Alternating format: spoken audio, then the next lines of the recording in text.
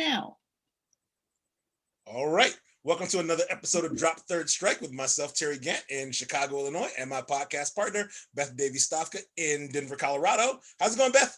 Hello. I got to tell you, Ellie is not asleep yet, and she has this habit of jumping up with all of her claws like into my shoulder. Okay. So if you see cat like if an attack cat shows up, drop down, there she is. She is. She has done it. She has attacked.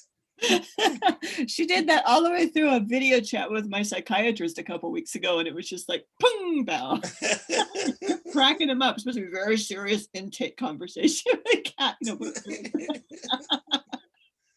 And she likes doing. Yeah, she likes it. Well, she's hoping I'll turn around and play with her. But hey, yeah, so far this hasn't not paid off. Really? This is what's going on. Like sometimes this happens and a positive result comes about. Why would she ever change? Exactly. She has very few words she can use as a cat. This is one of those words. She can use this word. The word yeah, they do talk with their bodies like a lot. Yeah, yes. And she's got, because I would never take her claws away. She's very feral. It's like, yeah. So I have to wear like extra layers and everything. Yes. It's worth it. This is what the turtleneck and the hoodie are for. Yeah. Yeah. Exactly. Protection from cat. It's for the cat. Yeah. All right. So just before we started recording, I was catching up on my my total like pop culture vacuuming up catch up that I had over the winter break, and you were going to tell us a little bit about Vision and your take on how he appeared in Infinity Wars. And so right when I was starting to read, really get into comics, I started collecting comics in 1977. And the Avengers at that time, it was definitely Captain America, Iron Man, Thor. Like I recognized those characters, right? But there was this dude in green with this red face and this the yellow cloak. The collar was awesome. Like the collar was like big, huge behind his head. And I just remember seeing all these like drawings that were like, Neil Adams drawings and all these different artists, George Perez drawings, and all these guys who'd worked on the Avengers back then. Every time they drew Vision, he looked phenomenal. Like he was the coolest looking dude in the group. He was just, everybody else looked like a standard superhero. Vision just looked entirely different. And then when I was trying to figure out what are Vision's powers, all of them. He has all, he can, become immaterial like a ghost. He can become like hard as diamond. He can fly. He has solar beams. He shoots from the gem on his forehead. So all of this comes with some super strength as well. And he had this personality that was very like, it was dry, but I realized that when I realized he was like a synthesis of an android or whatever, he was an artificial being. His personality wasn't also artificial. He had like almost like the soul of a poet in a way, right? Yeah. And then I learned it was because he had the way that they patterned his mind was that they're another living character, right? Who at some point they thought had died, and then that character came back to life. So now we had a relationship between Vision and Wanda. So Wanda, the Scarlet Witch, was in love with the android dude.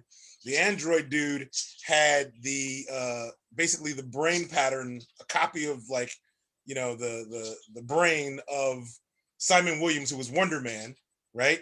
And what happened was they thought Wonder Man was dead, but Wonder Man ends up coming back to life. He's not actually dead.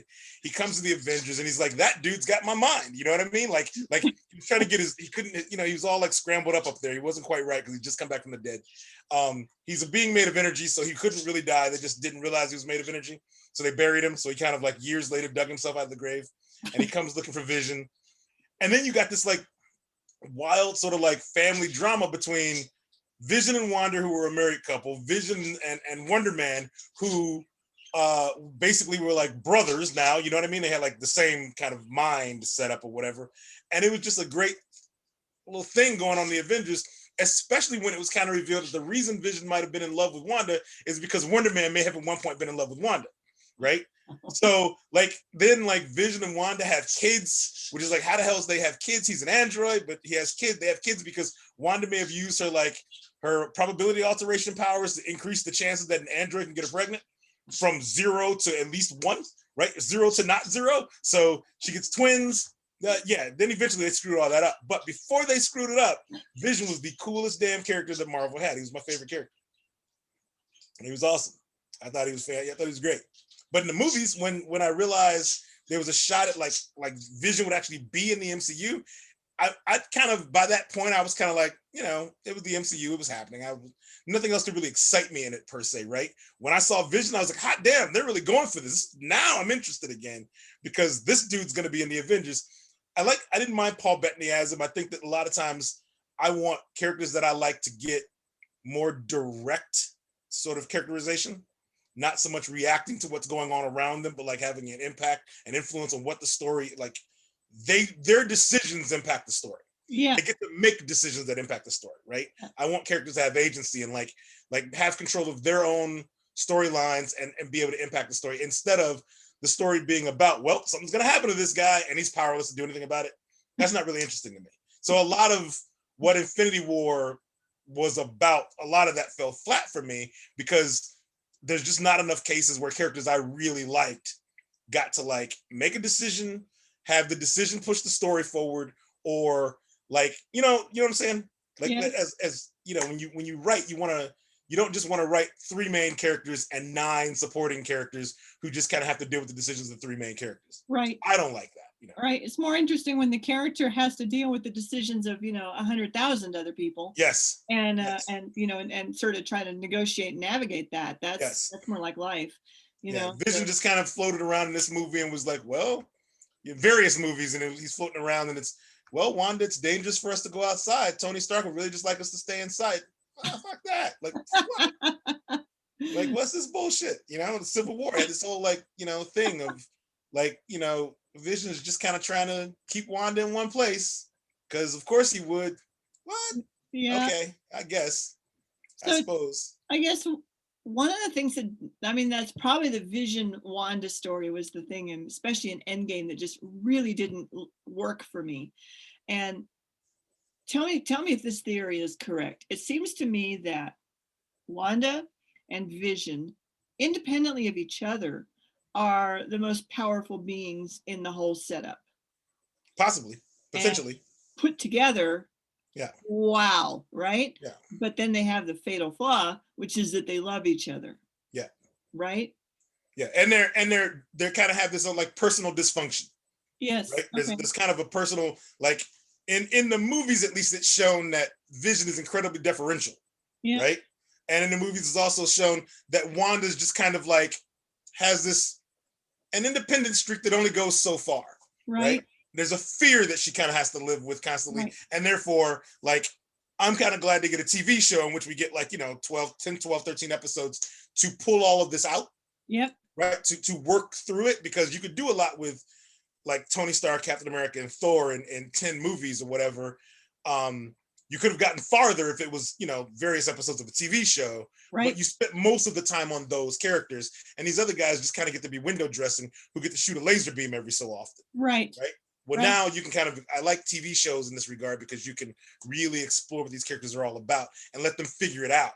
Right. In their own kind of world, Right. So I don't want to, next time we'll talk about WandaVision, because Legion. I haven't watched it yet. Yeah. Terry has not seen WandaVision yet, so I've been watching a lot of The Expanse. Today I have to catch up on WandaVision and The Expanse. And The Expanse, okay, which I don't watch, but I know you're really into The Expanse. Yeah. I think you'd love it. You should watch it. Okay. So the next question, one last pop culture question before we forge forward is, I had The Mandalorian on my list to really like indulge in once I got like all my final grades turned in, right?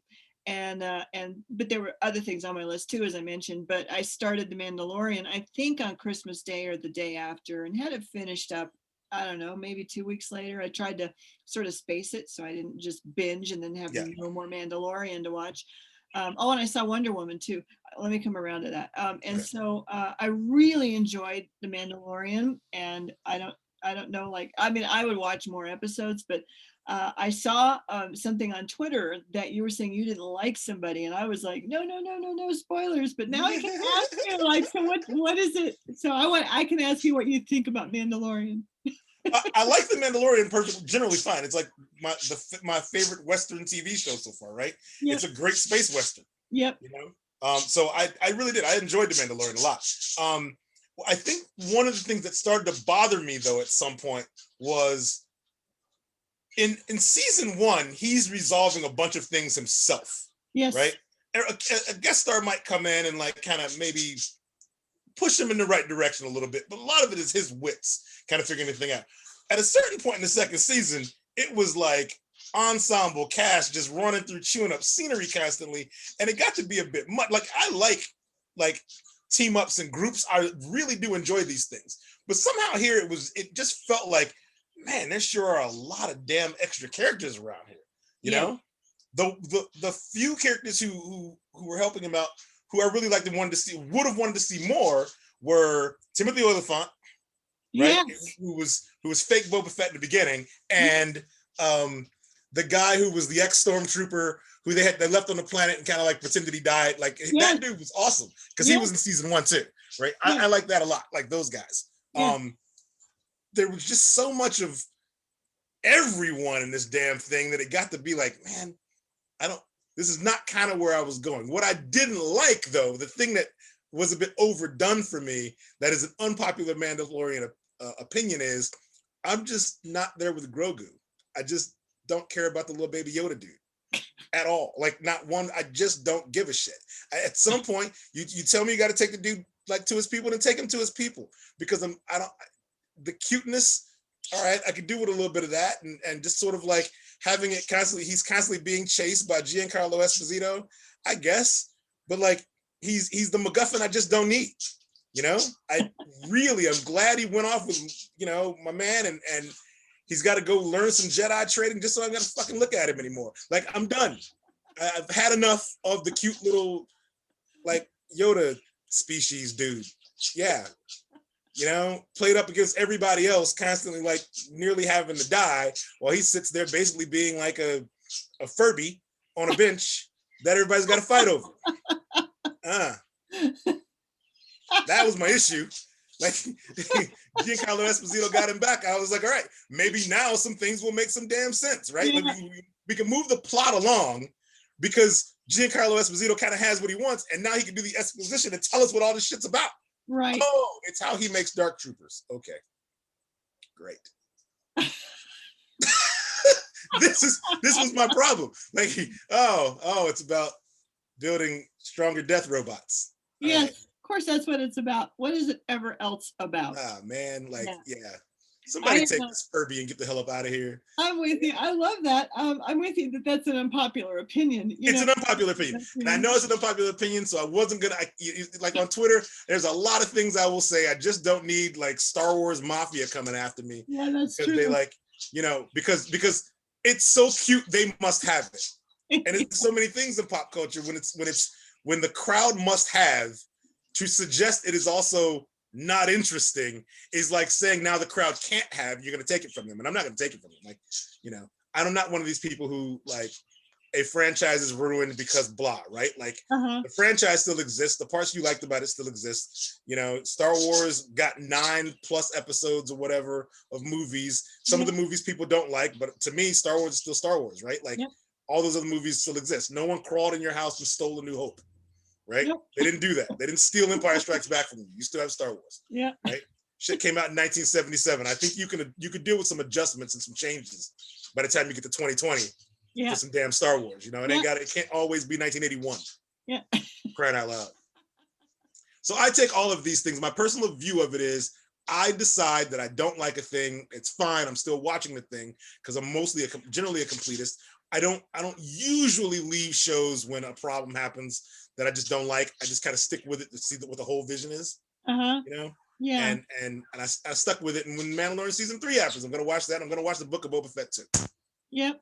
Because I was into Boba Fett like everybody else was. My theory with Star Wars was always the less you saw a character, the cooler that character was. Right. The less screen time any character in Star Wars ever got meant that character had all the potential in the world. Right. Right. So Boba Fett was one of those guys. You saw 3 shots of him, and Han Solo was terrified. And I was like, that dude's gonna be awesome. Then he got eaten. Okay, great. That's a wonderful outcome there. So one thing I liked about that is that the Mandalorian had a lot of freaky friends. It was pretty great. Yes. And whereas the people that you might think would be like the good friends would be like Bo-Katan, it was like, oh boy, okay, there's a problem here. Yeah, and we get to explore that some more, right? Like, because he has the dark saber. Yep. So now that he has the dark saber, like, there's a challenge for the throne of Mandalore. Personally, I thought as a plot line that sounds like some bullshit. Yeah, I agree. Like, whatever. Like, Yeah. it's Star Wars. Like, if I can accept that the space priests can move stuff around with the power of their minds, then I can totally like live with some dark saber bullshit for like one more season. Yeah, exactly. Yeah, it's just that does feel like a story that's been told 10 million times. Yeah. But it was there, I mean, even just the man with no name thing, has been done twice incredibly well, right? Yeah. Sergio Leone and by Kurosawa, just incredibly well. And this was number 3. I thought this was right up there with like great man with no name stories. Yeah. And so that's why I like season 1 the best too. And but I also liked it that they did a twist on it where he had, I mean, that's why the reason I liked Grogu is because it made the Mandalorian so vulnerable. Yeah. Even though he had the Beskar armor and no bullets could possibly, I mean, he was like as a fighter, he was so impenetrable and so definitely going to win, which always feels good. If your guy is always winning, that feels awesome.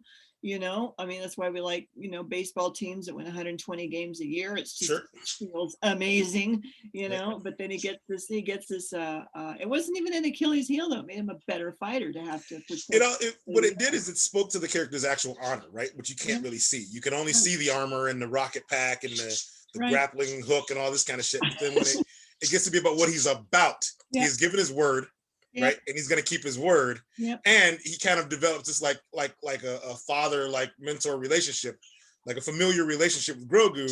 So that's something he doesn't want to lose, considering that the way he grew up like an orphan, effectively, right?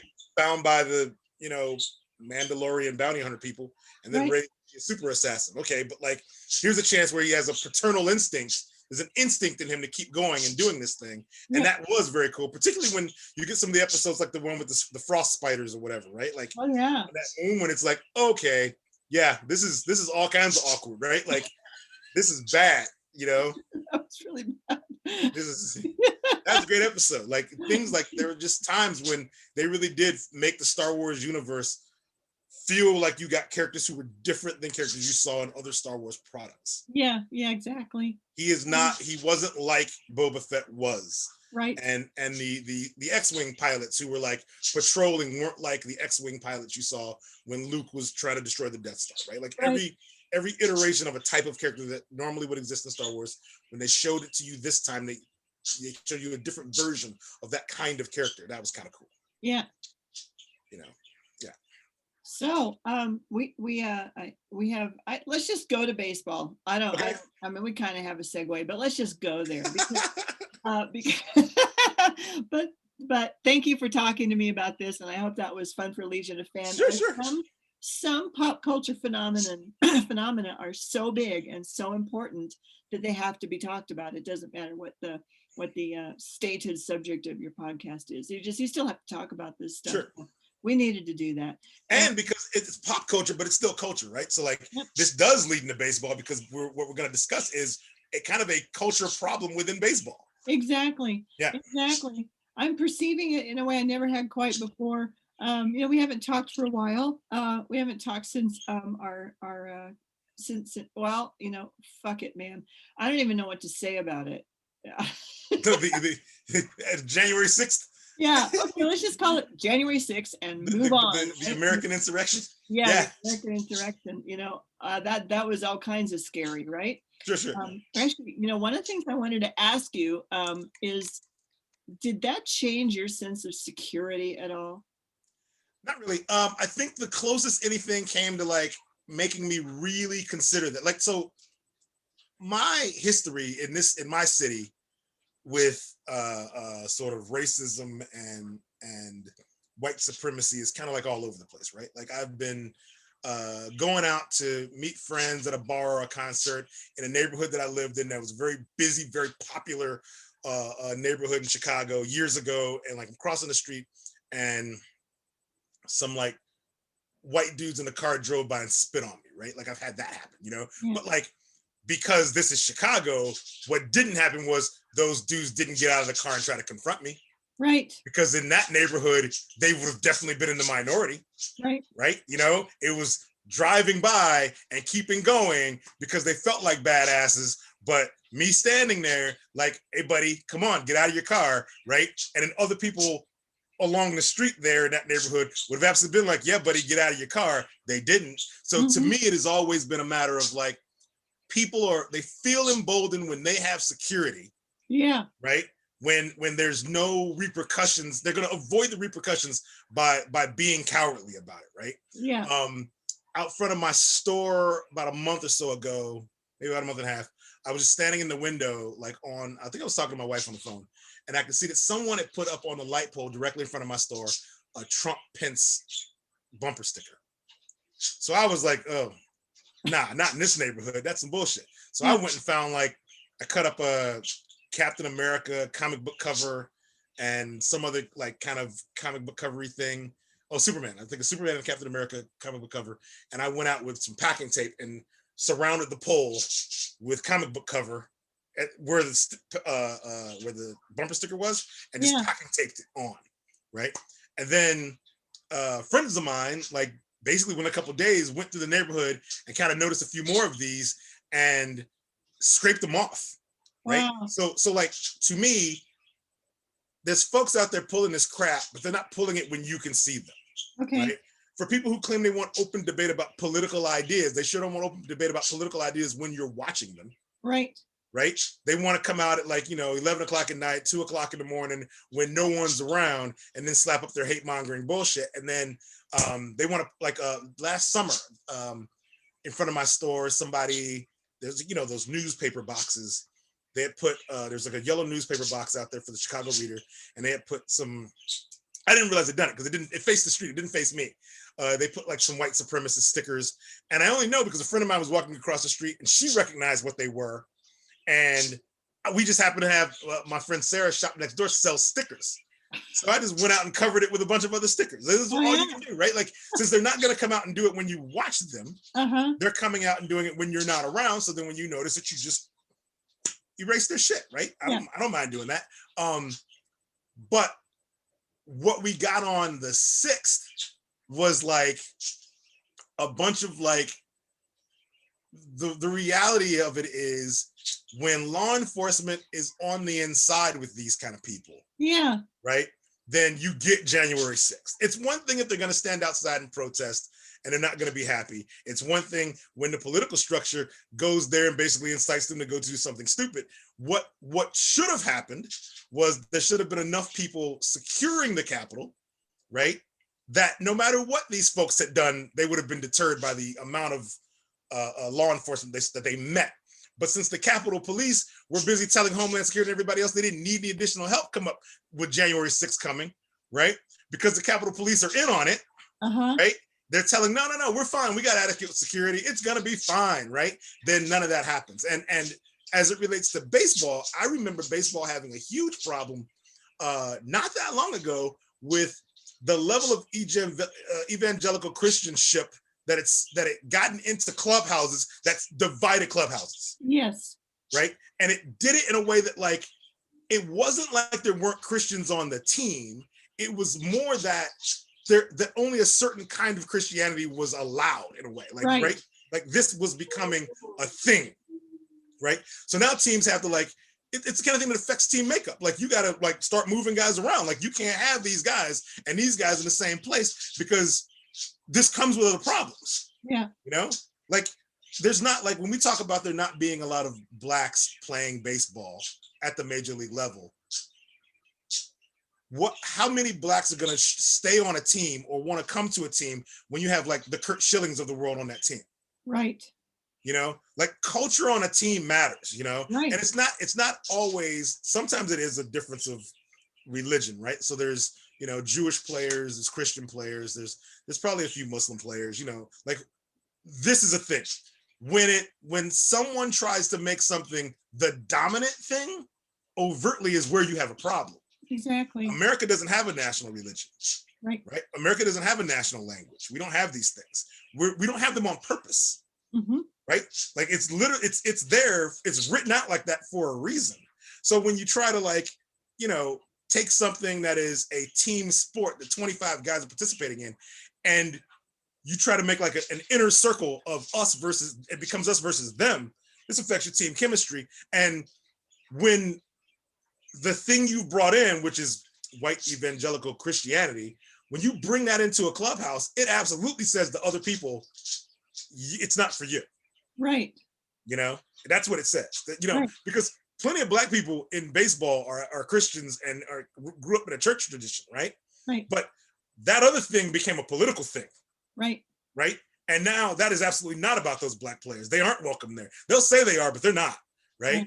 It's not that thing is meant to generate interest over here for these other people who don't have the interest of the Black athlete at heart. Because if they really were actually being Christian about it, you wouldn't have all this kerfuffle about kneeling for the anthem against police brutality in these clubhouses and on these teams. You just wouldn't have them. It wouldn't be a question. It's the thing to do. Mm-hmm. Right? A peaceful protest to be so everyone is treated like a human being would absolutely be the thing a Christian would want. Yes. Right? But when you don't get that, we have a problem. And I think that we haven't seen the fallout in baseball pure and simple yet because we haven't gotten baseball yet. Right. But as this thing plays out, starting in spring training in about a month, right? This is going to be a thing. Yes. Because some of these players are going to be like, well, if we're lucky, some of these players are going to like control their shit, keep their Fox News and their OAN and all these other like scummy organizations to themselves, right? Because the January 6th situation did not work out for them, and it's not working out very well for all those people who participated. Yeah. I'm living on all these arrests, right? Yeah. Players who support that are going to find themselves having a tough time in some of these clubhouses. Yeah. And if they turn out to be the majority of what do we talk? We talked like it was the A's that had like 4 Black players. They had the most Black players in the league. The White Sox have like a team that's like half Cuban. Mariners? Right? What about the Mariners? The Mariners had like, I think 3 or 4 Black players, maybe. Yep. Yeah. And in these clubhouses, if there's support for this sort of like Trumpist ass hattery, it's going to be the kind of thing that will absolutely get in the way. Because at this level, we're beyond kneeling is disrespecting the flag. Yeah. We're past that point, right? We're beyond like the bootstrapping kind of rhetoric that you get in some clubhouses. It's like, oh man, well, you come from the ghetto, but like if you guys just got your shit together and pulled yourself up by your bootstraps, then it wouldn't have been so bad. You wouldn't have needed all this help getting to this point. Players talk about this kind of shit. You know what I mean? Like you get these players coming from California who've had they had a head start from the moment they were born. Yeah. Right. And there's guys from the inner city of Detroit who really had to play baseball to get the fuck out, right? Or basketball and football. These guys, yeah, they bump into each other. Drew Brees shooting himself in the foot for the New Orleans Saints, like not understanding what was going on with Black Lives Matter, right? And and why it was important to his teammates. He got it figured out because his teammates had to talk with him. Yeah, fortunately. Right? But like, how long does that? The problem we have is how long does that lack of understanding go on before you get to the point where Drew Brees shoots his mouth off? That man, he's been in New Orleans, one of the blackest cities in America since the mid 2000s, right? So we didn't figure anything out. What do you mean you didn't figure it out? Well, you sure you went to college in like middle of nowhere, Indiana, so that makes sense that wouldn't have helped you. But you're in New Orleans now. You definitely ought to know something. Like something should have occurred to you. Yeah. But when you're the majority of like when you're in the majority ethnically, and therefore sometimes you think you're in the majority sort of mentally and socially, right? You often think your position is the default position anybody would have. Right. not counting that it's not the default position. It's just a position, Right. right? And you might understand a little bit more what's going on if you got out of your own damn way, which is, I think, what I'm worried we're going to discover big time come this baseball season, because now there's not, the people just aren't really putting up with this bullshit. Right. So what do you think we're going to see? Like, what's your prediction for for spring training, for example? I think in spring training, I think people are going to come to work generally ready to work. And there might be a few stories. I'm going to look out for a few stories about a few players who are disgruntled with the social setup of their team, who weren't disgruntled before, right? But it's not going to be like, I don't want to be here because player X is a racist, right? It's going to be like, yeah, I think I just need a change of environment is what I think is going to happen. And then you're going to see trades made at the trade deadline, like in the summer. You're going to see trades made that are basically like, yeah, all right, this guy's got to get out of this city. He's got to get out of Kansas City. He's got to, like, I want to go to a different situation. And it's going to basically come out that it's because manager X didn't understand what's going on in the clubhouse, because there's a lot of out of touch old white guys in Major League Baseball. Absolutely out of touch rich guy owners giving money to Trump and Trump-like causes, right?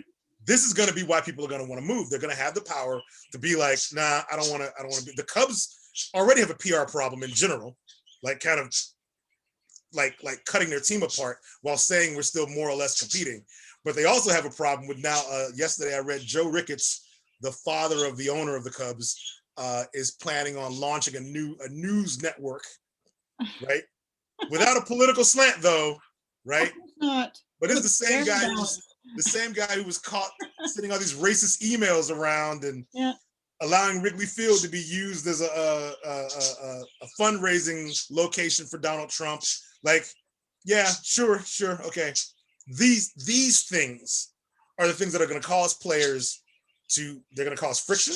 Yeah. Because an owner who doesn't get it will have a management structure that doesn't get it. Right. And they will have players who don't get it. Right. Yeah. But they will have players who do get it. Yeah. And who don't want to live with it. And like you're saying, they'll be campaigning to be traded, and that will be white and black. It won't just be black players. We shouldn't look for that, which is a nice change, I think, over say 40 years previous or something like that. That's a change. The trap baseball is in a way is also that now star players make so much money, they can be in control of the situation. Yeah. Right. Like players, what I'm looking for is the hero players who want to go to Washington, D.C. and who want to go to San Diego. Right? Because part of it is these are teams that are on the up, right? Like they have a winning tradition, right? Or they're about to start winning, right? But also you look at the makeup of those teams, there's a lot of young Latino talent. Yeah. Right? Like the team is very multicultural, like players with money are gonna have power and they're gonna be like, I don't need to stay here. Yeah. I don't have to do it. Yeah. Okay, so I was thinking specifically about the Nationals in this context. I can imagine, because I know one of the things that goes on in spring training is a lot of just socializing, a lot of sort of, I'm going to call it team building. It doesn't sound right in the context of baseball, but it is kind of team building. It's getting everybody caught up, being friends, having these meals together. To your point about the evangelicals, there are players that go and they worship together. They do Bible study together.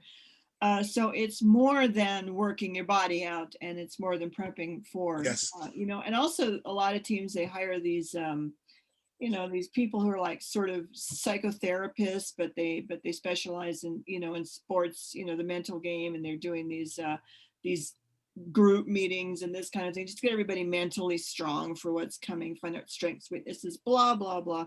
So there's just a ton of social activity. But now we're not through COVID yet, so there might be less of that. That's true. That could be helpful. That could really be helpful, because I just see conflict like just breaking out in a lot of those scenarios if they're not properly mediated by the proper kind of leadership, which I think we can agree is not always there. And this is the case where it becomes worrying again that Tony La Russa is the manager of the White Sox. Yeah. Well, I can see at the January 6th, the first thing I thought about was, This city's going to be really weird come a couple months from now. That's funny because I thought about it too. Because I mean, I sent my brother a long email because he lives in England now and he's just a massive baseball fan. But I mean, he has the app and he watches games, but he never gets to watch anything live. It's hard to keep up, right? It's not on at the pub. Yeah, not on at the pub, no. But fortunately he likes cricket, so at least there's that. But you know, I mean, one of the things I mentioned to him is that, you know, the White Sox are going to be like I don't want to say only team in the AL worth watching, but they might be the only team in the AL. They'll be the team in the AL most worth watching. I'll put it that way, unless Tony La Russa kills their buzz, which could happen, right? And that we don't want to see. But I told him all that before January 6th. And now I feel like I was like asleep at the wheel. I'm surprised that January 6th surprised me. Well, I'm surprised that it surprised me to the extent that it did. I never would have dreamed that something like that would happen. Really, I did not dream it. I knew there was going to be violence. I think I dreamed it could happen. What I think I didn't think would happen was that the direct influence. When I was watching it live, and when I saw those police people move the barricades and let those folks in. Yes. That was the point where I was like, okay, yeah, it's not even how much destruction is going to be done inside the Capitol. It's that the fallout of this is going to be immense. Yeah. To me, I figured these people are going to get inside. They're going to get unruly. They're going to try to do violence, and someone inside is going to shoot a bunch of people, right? Meaning not the rioters shooting Congress, but like security inside are going to be lifers, are going to do their jobs, and some of these people they're going to get dropped, right? And they're going to think it's unfair, but they're attacking. So this should happen, right? Yes. So far, the fact that one woman got shot is like a minor miracle, right? Because so many of these people had it coming to them, but everyone inside is busy thinking, if that happens, now we've got an absolute massacre on our hands and an even worse black eye on the day. So they managed to not do this thing. And I think about the Officer Goodman, I think his name is Goodman, who led a group of these attackers up some stairs and down a hallway and up some more stairs, basically egging them on so that he can get them to where there was more backup for him, but in the opposite direction of people in hiding, right? Things like that are what happened that day that are highly improbable because that dude was armed, right? Like he could have shot people and he would have been right to, you know? And if it weren't for security dropping the ball in the beginning by basically making sure this happened, this goes a different way, you know? Getting them all out, like not allowing the National Guard in, like all these different things. I envisioned them wanting to march on Congress, yes. I didn't envision that it would be law enforcement who would let them into the Capitol. No, I never, that cause of the destruction. And now that we're at that point, that that's happened, I think that we're gonna have the next year of court TV is gonna be must watch. I saw a woman yesterday who was taking a picture outside the Capitol, real estate agent in Texas, I think, wealthy, privileged, saying she thinks that she deserves a pardon. You know, she thinks she deserves a pardon because all they were doing, they were attacking the Capitol, but they should all get a pardon. Yeah. Okay. Yeah. No, none of you should get pardons. Yeah.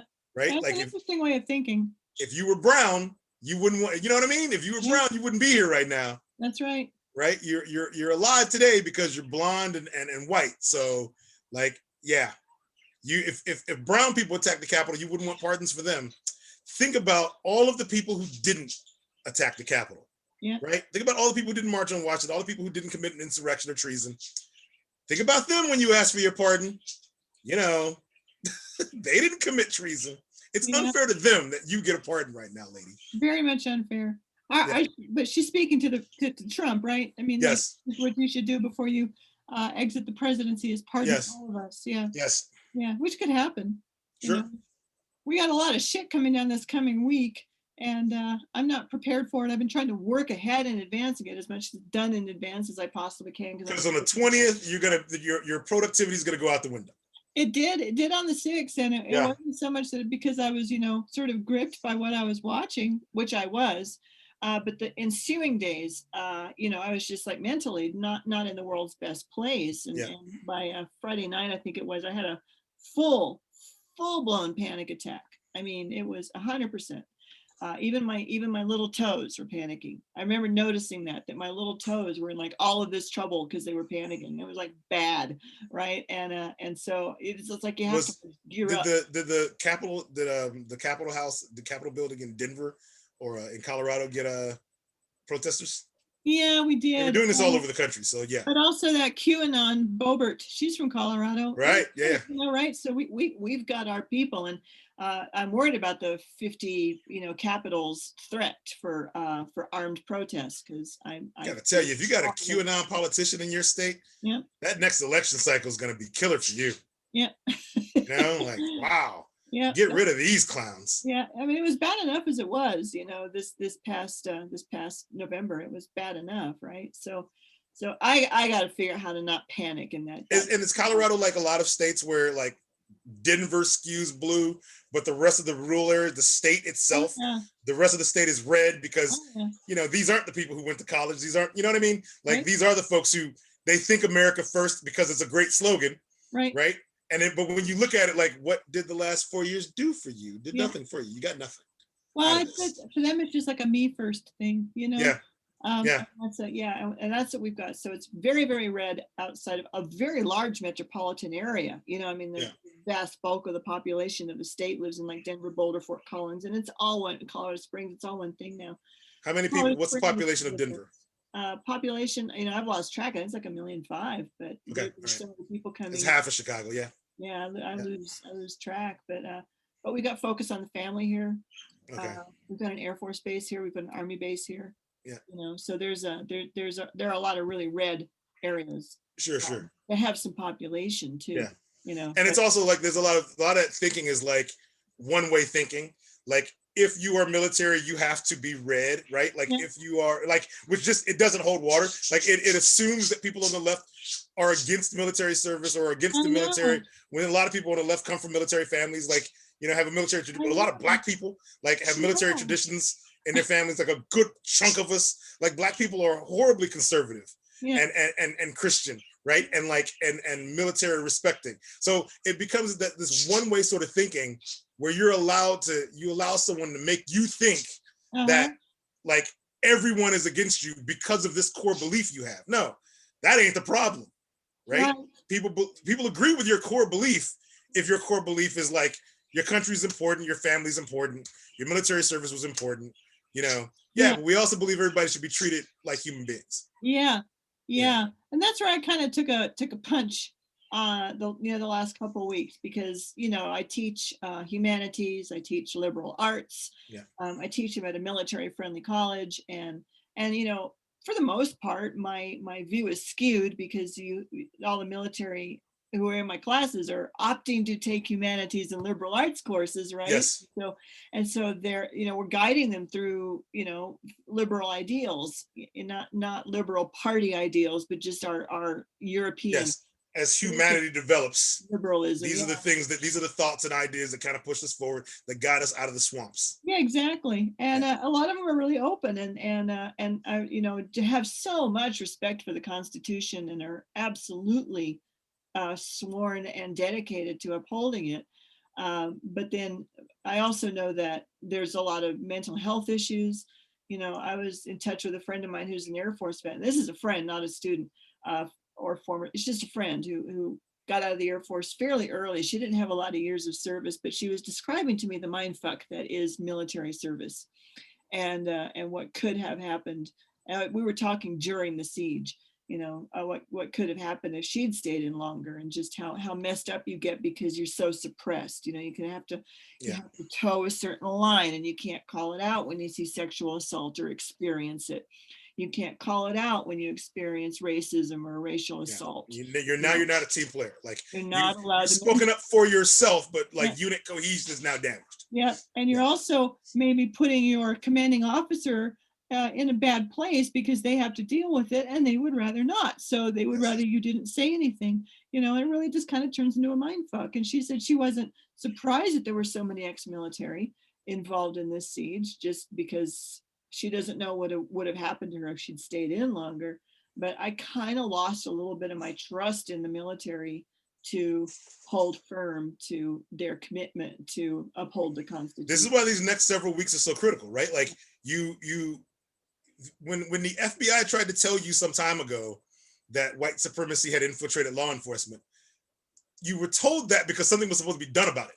Right. Like it's so that you take action, you know? Hey, you white supremacists, take care of that, why don't you? Yes, like get those, remove them now. Thank you very much. Yeah, We've told you they're there. We know who they are. Here's a list. Now get rid of them, you know? Yeah.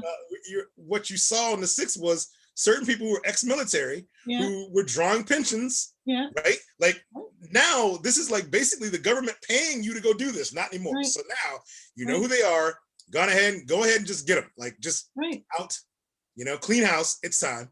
Right. You know, like there's no reason to be nice about it because they weren't being nice about it. Right. A crime was committed.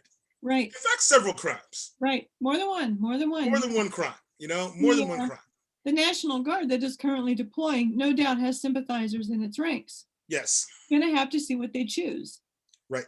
They have a world-changing choice to make. And I think that the National Guard being deployed now and the reservists who've been called up, one of my sister-in-laws has been called up.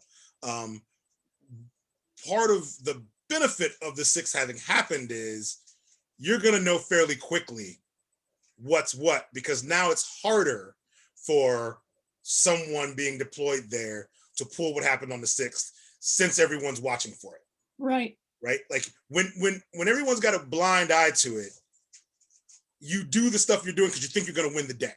Right. You lost the day. Right. That battle's already fought. Like if that happened, you lost. Right. You lost. You try it again, you're going to lose harder.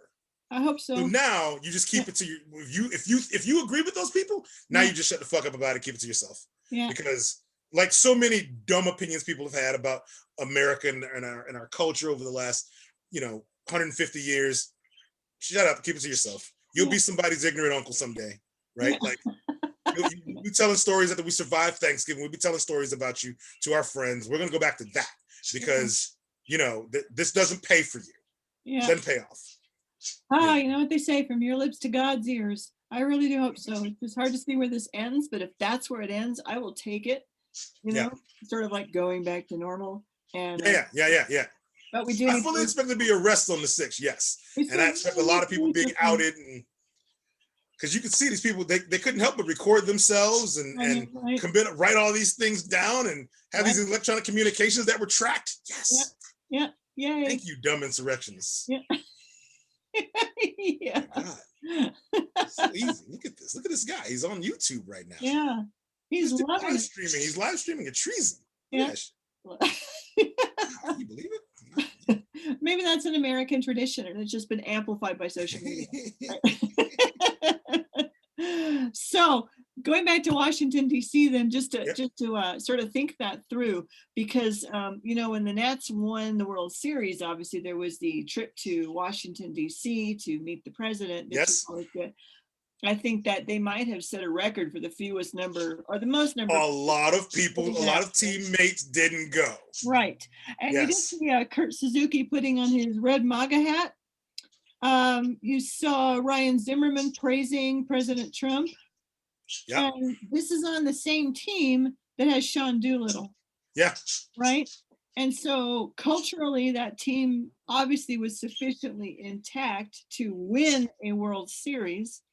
It really made me think differently about a guy like Howie Kendrick playing on a team with a guy like Kurt Suzuki. Right. It really made me think differently about just what a star Sean Doolittle is, if he was leading that particular clubhouse. And that man's a leader. Yeah. It made me think all over again about Trey Turner, who had been busted for all those, childish tweets. Yeah.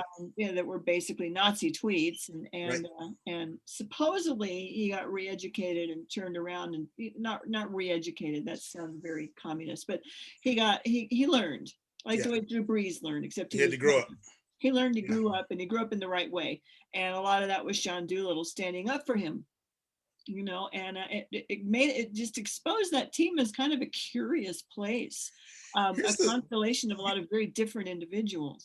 We talk about the impact of social media a lot, right? But like sometimes really, I think the way to think about it is when you and I were growing up, and we're not the same age, but like we both grew up, a lot of our lives were spent without social media. Correct. Right. So a lot of our stupider ideas may have been shared amongst actual humans in real space. Yeah. Right? Like face to face, right? And they've There all wasn't forgotten it.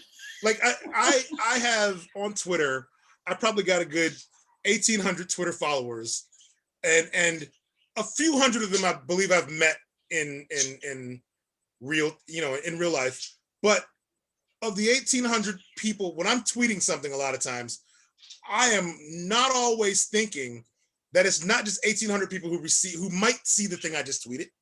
It's followers of those followers who might see the thing that I just tweeted. But most of the time that you're sending something out on social media, you're firing it off into the universe and you're walking away from it. Right. Which didn't used to be the case. Before you had a dumb idea or a goofy position about a thing, you said it to your friends or your classmates or whatever, and everybody looked at you and said, "What the shit are you talking about?"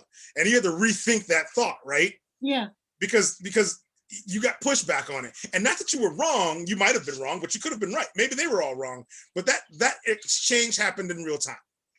A lot of the tweets that people like Josh Hader made or Trey Turner, a lot of these tweets that were made when they were young, when they were in high school. I didn't have Twitter in high school. Right. Right?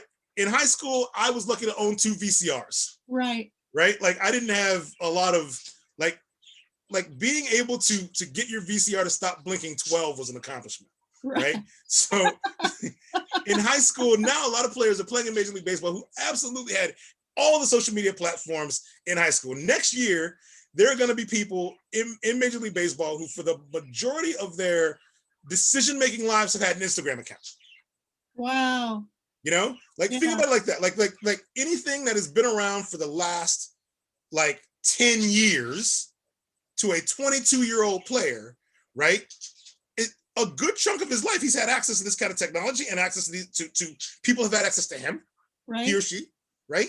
So the idea of fire it to the universe and forget about it is so prevalent and so easy to do that, of course, you go looking at tweets somebody sent when they were 14 or 15 years old. You're a 14-year-old with a Twitter account. Right. They might have been one of these gamers playing on Twitch that said all this kind of Nazi, horrible, heinous, anti-Semitic bullshit, but then nobody knew who they were.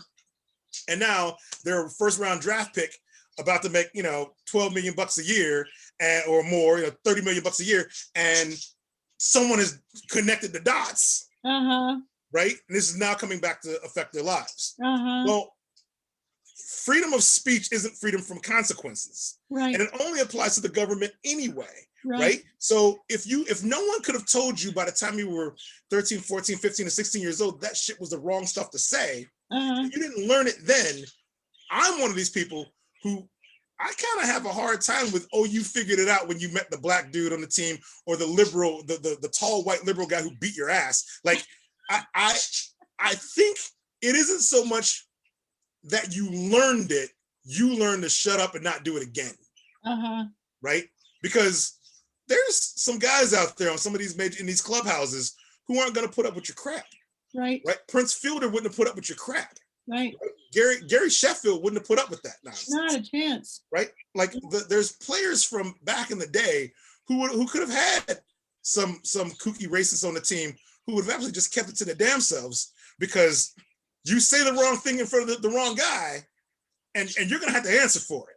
Right. Right. But now you're having to answer for tweets you made when you were a teenager. Right. Now you got fans who are or ignorant white supremacists who think you're one of them. So if you aren't one of them, you got to have like a come to Jesus moment here, because it's coming out. Yeah. It will be found out. Like you can't keep all that stuff hidden forever. Like people in this town still bring up Mitch Trubisky, the Bears quarterback. They still bring up tweets he made when he was in high school about liking boobs. And it's like it was almost like his tweets were like testing to see if Twitter actually worked. I like titties. That's what he tweeted. Like people still bring it up. And I'm like, man, if that's the worst, was it stupid? Absolutely. But if that's the worst thing he said, I'm gonna give him a pass. If he were actually a consistently good quarterback, we'd never be talking about it. But because there's a love-hate relationship, boy, hate relationship with this guy a lot of times. I like titties is a problem. That's what he tweeted, and it comes up and I forgot he even did it. But people refer to him as Mitchy Titties, and I was like, what the? Why are they saying that about this guy? And my friend was like, oh, remember when he tweeted when he was in high school? I think he was in high school. Tweeted that he liked titties, and I was like, what?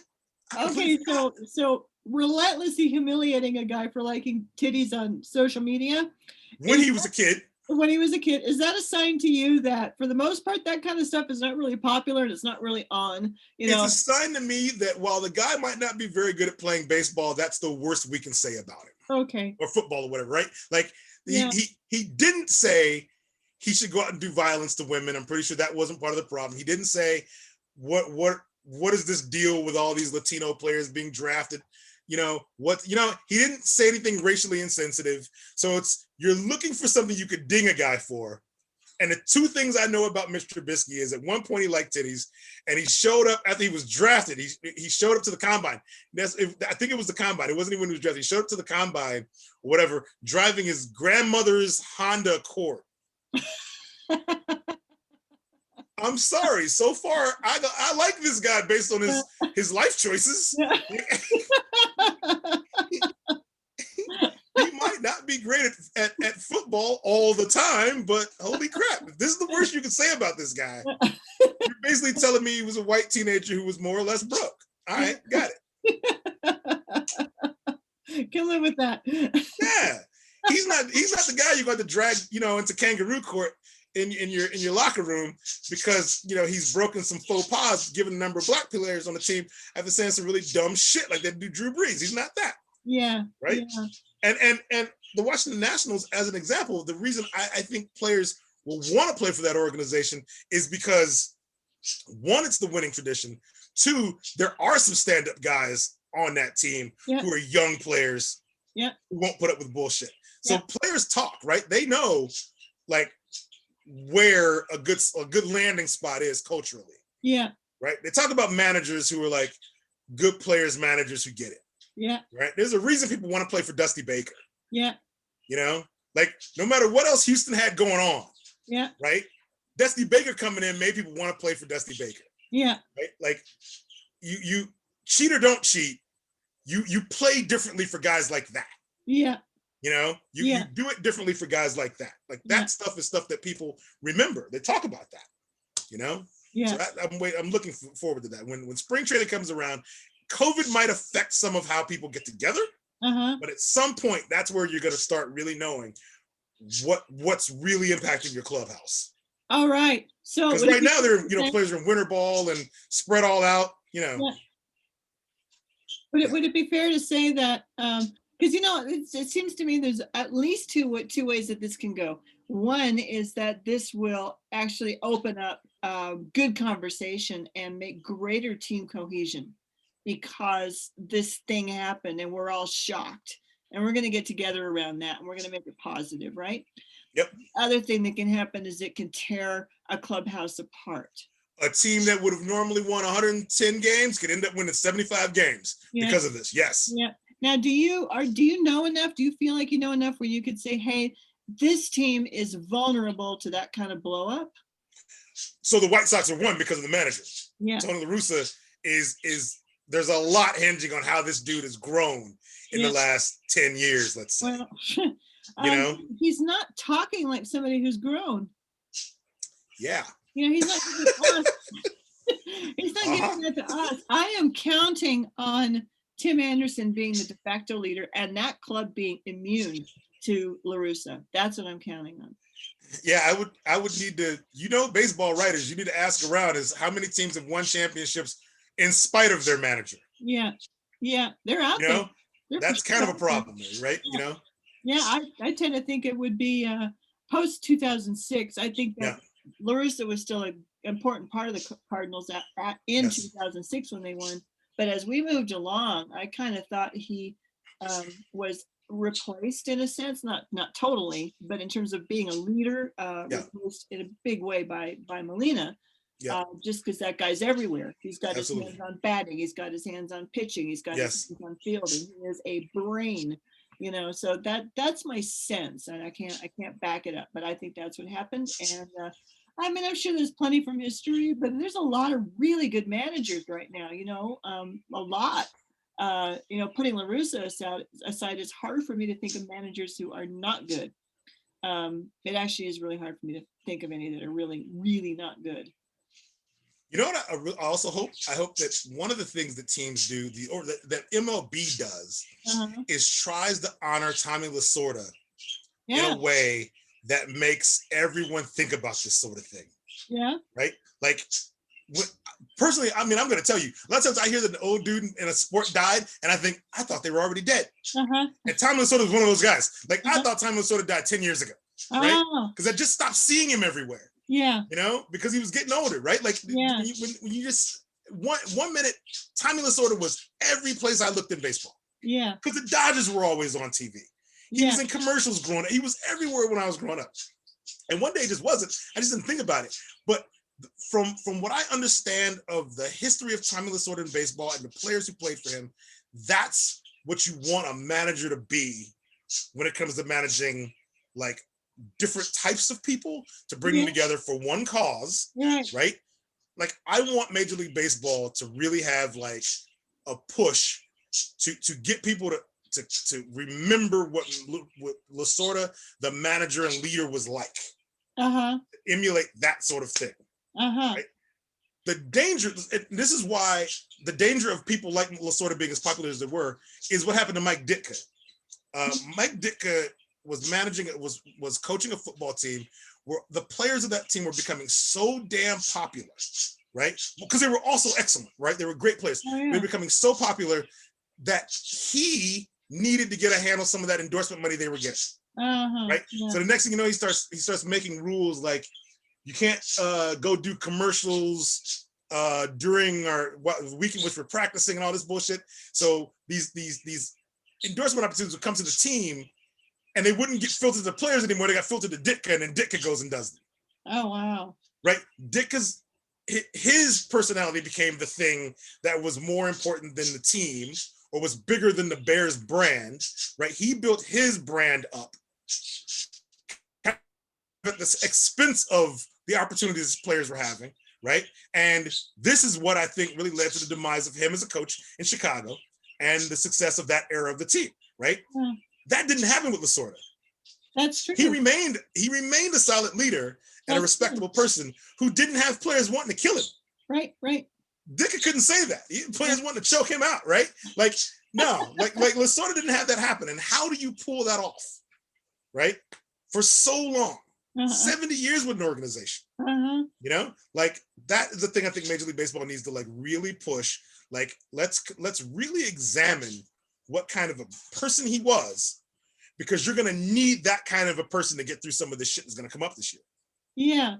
Well, how about if I make it my mission, between now and our next recording, Okay. to really look at our managers and see which ones I would identify as being exemplary, Yeah. and which would I identify as being problems. Yeah. And let's see what we see, because there's 30 teams I can't run through mentally. I got some biases to work through. There's some dudes based on just their names alone that I didn't think would be good managers, that I thought would be problems when I heard their names the very first time. When I heard Brian Snitker's name, I was like, that guy, nah, he sounds like a problem. But wait a minute, what if you didn't know anything about Lasorda, and you heard, but you knew a lot about Tony La Russa, and then you heard somebody Lasorda? Like, what would you latch onto that name of? Growing up, I swear I thought that just about every manager in baseball was an Italian guy. Yeah. So this makes perfect sense. It's an Italian guy. Of course, he's a baseball manager. They're all Italian like guys. free association. I'm thinking Rocco Baldelli. Yeah. Joe Torre was a manager. Joe Girardi. Like, Major League Baseball loves hiring Italians to be managers. Like, that's just a thing. You get a non-Italian. We've done a thing here. I think Aaron Boone can do it, and I think he probably does. And I think the players want to keep his respect. Yeah. I don't know if Alex Cora is somebody who's where the team wants to keep his respect, but I think that Cora's players probably want his noticed. They want him Yes. to notice them. And is he back at the Mets? Where's Cora? He's back in Boston. Yeah, he's in Boston. Okay, he's back in Boston. Yeah. And everybody seems to think that AJ Hinch is a really good guy and a really good manager, but we'll see. And I'm not sure. Right. AJ Hinch has something to prove. That he does, so we'll see how that goes. I mean, Davey Martinez has certainly shown himself to be very good at this, obviously, given what we do actually know about the guts of the series winning Nats. Yep. If he, I think they just loved him because he had a heart attack, and they're like, we are not letting this man down. Absolutely. But they had to already love him, or they would be like, whatever. Right. Mattingly, that's a question mark. I'm not sure. He got the Marlins there, so maybe he did. Yeah, maybe that was the COVID poster child team. Yeah, and whoever that guy is with the Padres, yay! And Dave Roberts, of course, is the total gem. Sure. He's he's like a crown jewel. He's one of the best. Gabe Kapler, I'm not confident about Gabe Kapler. I think there might be some Gabe Kapler issues. Yeah, there really might be. So the Giants might be in a bit of trouble. Ownership versus manager. Ownership plus manager, excuse me. The Giants might be in a really compromised position right now. They might have to be thinking about that. And I think it wasn't just yesterday the Giants owner did something goofy. Yeah, well, he was exposed for having given money to Bobert. He flew Bobert in, or something. He gave money to Bobert. Yeah. Okay, that's what exposed of having given, alt-right candidates money over the last 4 or 5 years, and every time saying, "Oh, I didn't know," so it's like, really, okay. So the first time you didn't learn, the second time, the fourth time, like, when are you gonna figure? You know what you're doing. You don't believe him anymore. Yeah, of course he knows what he's doing. So. And I have to sometimes I have to separate like what an individual American does with their money versus what an organization does, right? Exactly. Like when Wrigley Field is used to hold Trump fundraising events after everything Trump was doing, I find that to be a problem. Yeah. When Ike Perlmutter, a big wig at Marvel Comics, or just Marvel Entertainment, gives $1 million to Trump, I have less of a problem because Marvel didn't write a check to Trump. Right. Ike Perlmutter wrote it out of his own bank account. Right. So I can't, you wish a guy wouldn't, but like, to me, what you do individually with your money isn't the company doing it, that's you doing it. Right. If you do it as the company doing it, where I'm giving the company my money, I think I have an issue. Right. Like, I can't stop somebody from donating to a cause they believe in. Right. I want particularly, I think I want somebody to know if the cause that they believe in is some heinous bullshit. Yeah, we have a right to say something about that. Yeah, well, we have a right to say something, and they have a right to do it. Don't pretend you don't know what you're doing, though. Yeah, that's the problem. That's really the problem, because it's not like the Giants organization gave these candidates money. Right. The man who owns the Giants and owns, no doubt, a lot of other stuff gave these candidates some money. The problem is that it comes up as a PR problem for the Giants. Yes. And that's why he has to speak, because the Giants are very, very popular in San Francisco. Yep. Right? A very liberal city. Except for that tech sector, which is, full of a bunch of bros. So like, it is, you get a bunch of rich bros together, they're not going to be a bunch of liberals. Yeah, that's true. But I have it on good authority that the fans can really be decisive in terms of how the players feel about themselves and whether they feel supported. Absolutely. So if the fans can't get at the owner, but they can get at the players, they will get at the players. Yeah. They'll do it. So that by itself is kind of interesting, and it'll be because every other team in the league isn't the Cubs that has, will have a full stadium, win or lose, right? Right, exactly. Some of these stadiums are going to have empty stadiums based on politics. Yeah, exactly. Based on culture. For Giants games will be sold out, and they're going to let the players have it. They're going to tell them what they think, and that's a good sign. But it did create a PR. That's why it creates a PR problem for the owners, because he whether he likes it or not, he's the Giants. Yeah. Whether it's the Giants' money or not, that has happened, and then it's just this craven thing to do, to just say, oh, I didn't know. Like, we believe that anymore, like since the Iran-Contra hearings, I had no idea that they were giving money to drug cartels. No clue. No idea.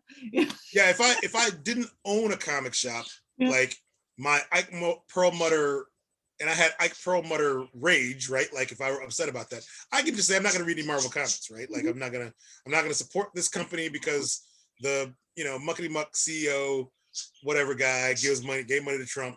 But like owning a comic shop, I cannot afford to not carry one of the two biggest publishers being published. Right. It's like without coming up with an entirely different model right. for my shop, it's really right. impossible for me to do that. Right. So I still have to support, but also ordering Marvel Comics doesn't just, it's not supporting Marvel Comics. I am ordering them from a distributor, right?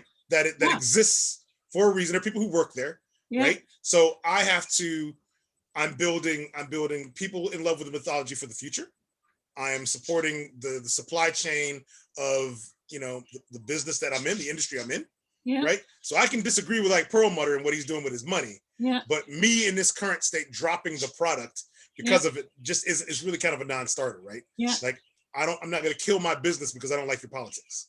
No, you shouldn't. And the same way that Giants fans shouldn't stay home because they don't like what the Giants owner did. Don't stay home. If you stay home, you're not actually making your voice heard. You aren't buying a ticket necessarily, but you're visibly making your voice heard when you're at the game doing it. You're surrendering your voice, you know. And people like me, I have a sense of ownership over Captain America. I have a sense of ownership over Thor. I have a sense of ownership over these characters. I have a sense of ownership over baseball. It's part of what being a fan is, and that's why we have to speak.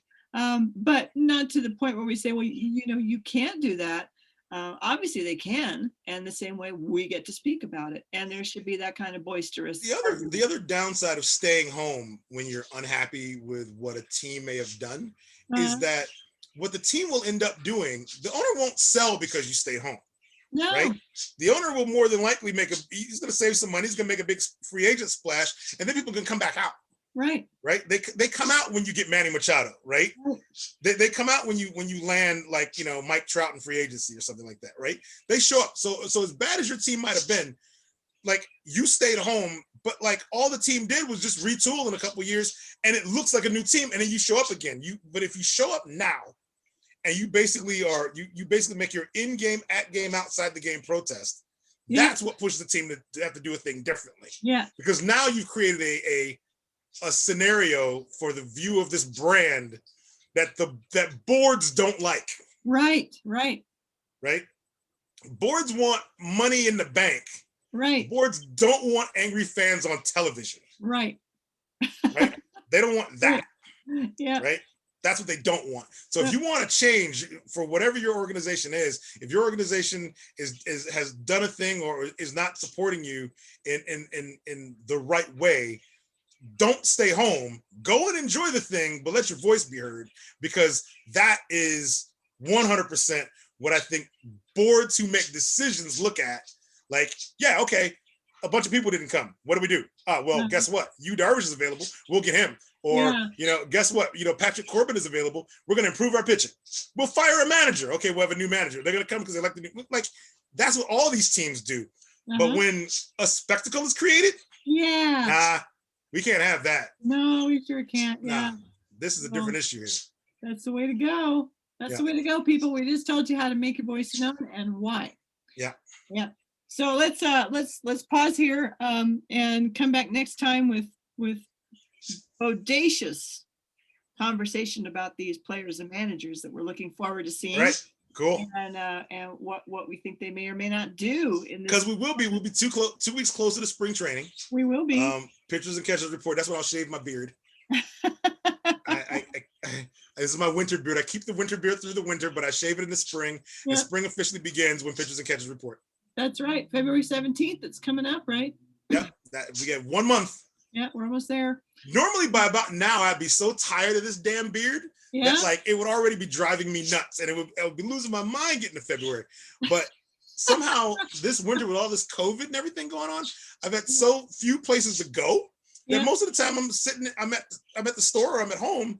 I'm not going anywhere where I'm feeling like I'm constantly in the elements or anything. Yeah. It's fine. Beard's gonna go. Pitchers and catchers report. In Chicago, we'll still be a month away from anything approaching decent weather, but I'll shave it anyway. Okay. This isn't a threat. This is a promise. I do it all the time. Yeah, every year. Yeah. Well, Legion of Fan, thanks for listening to this pretty lively discussion about a lot of pretty important political questions, like, what do we do and when do we do it? So, and why? And what does this all mean? So Yes. hope you enjoyed it. And we gave you some pop culture in there too. Yeah, we got some good Mandalorian talk in there. So some good WandaVision talk in there. And we're going to have serious WandaVision next time in case yeah, because I'm going to watch it like in another hour or so. Yeah, everybody hang in there because WandaVision. Catch up on all my shows today. The only spoiler I'm giving is that WandaVision is there and can be watched. Excellent. Spoiler alert. I can live with that. Now's the time. Next 2 weeks are going to be crucial. So please, fans, turn into the love. Absolutely. Yeah, absolutely. So Terry, next time. All right. Okay. Thank you very much from Chicago, Illinois and Denver, Colorado. I am Terry Gant, and this is my podcast partner, Beth Davies-Stofka. And we're saying, until next time, as Beth just said, turn it to the love. Okay. I love that. It's so amazing. It's great.